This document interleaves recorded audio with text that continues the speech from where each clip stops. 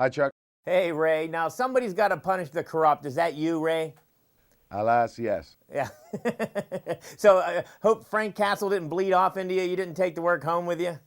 No, no, actually, you kind of develop a kind of trench humor, what, the soldiers at war, you know what I mean? You kind of develop a kind of whimsical side at home. Because it's so intense at work, so you get home. And also, it was snowing up there, so a lot of snowball fights and hijinks. Yeah, training for the role, snowball fights. I see that. I am just fascinated by this scene in the trailer because I'm a huge comic book fan. I grew up with Spider-Man, The Punisher, and where Frank Castle is shooting in a circle from a chandelier. Oh, yeah. That was great fun. That was great. And, basically, we had these two MP5s or MP6s behind, and we decided, because he's hanging upside down, shoot them both in one direction causes the spin. But the hardest thing is that you think your arms are level when you're upside down, and one is way up here and one's down there, and because it's all out of whack. And you think something so simple as holding your arms level. No. So, but it was great. It took about 2 or 3 days to shoot that whole sequence, but we had some terrific time. Yeah. Now, I know that all this weapon stuff doesn't come natural to anybody, but I hear you really went above and beyond getting ready for this role.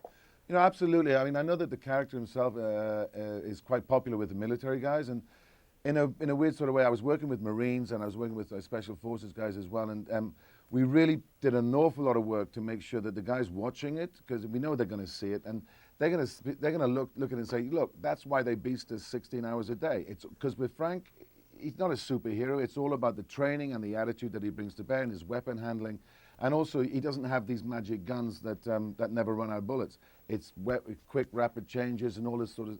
So that hopefully they'll see it and say, okay, they buy the fact that he's he's a trained professional and this is what he has and this is what he brings to bear. Yeah. Now, did you miss the 8 hours of training a day and getting into shape, or did you leave that behind, or is that now part of your daily routine? No, I'm not a natural gym person unless I'm focusing on something. No, you'll find me on a beach. But literally a week after filming, I mean, we were pretty destroyed after the end of the filming, but a week after we ended filming, my son was born in Canada. So it's like I turned from being sort of lead in a movie to being taxi driver for the parents, and then, sort of Sherpa and diaper changes. So. Yeah. No matter how cute they are, babies just don't look good with skull clothing, Well, we'll see.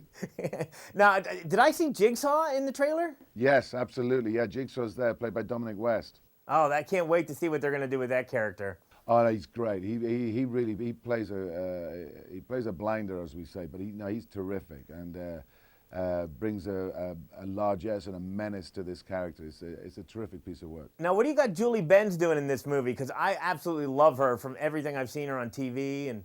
Yeah, no, she's absolutely terrific. Yeah, and she gets she wields a gun and gets involved. Basically, Frank makes a mistake. There's an error of judgment or whatever, and he ends up being embroiled in the sort of lives of Julie Benz and her daughter, in that he has to end up sort of protecting them. His actions have brought around some real violence to their door, and he's got to step up. So, but it's, she brings a realism when you're stood in front of her, and she's not scared. She's fearless, and she's terrific.